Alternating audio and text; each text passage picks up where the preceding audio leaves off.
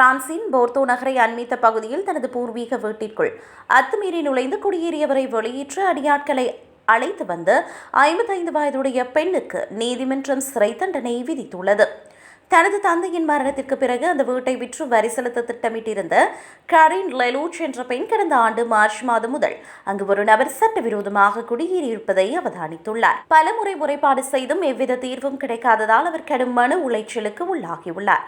சட்டப்பூர்வ வழிகளில் நீதி கிடைக்காத ஏமாற்றத்தில் அவர் ஃபேஸ்புக் மூலம் அறிமுகமான சிலருக்கு 5000 யூரோக்கள் பணம் கொடுத்து அந்த ஆக்கிரமிப்பாளரை வலுக்கட்டாயமாக வெளியேற்றுமாறு கூறியுள்ளார். செப்டம்பர் மாதம் நடந்த இந்த முயற்சியின் போது கூலிக்கு அமர்த்தப்பட்ட இருவர் அந்த ஆக்கிரமிப்பாளரை தாக்கியுள்ளனர். இந்த சம்பவம் குறித்து பாதிக்கப்பட்ட ஆக்கிரமிப்பாளர் முறைப்பாட்டிற்கமைய கரின் லெலூச் மற்றும் அவருக்காக செயற்பட்ட இருவர் மீது போலீசார் வழக்கு பதிவு செய்தனர்.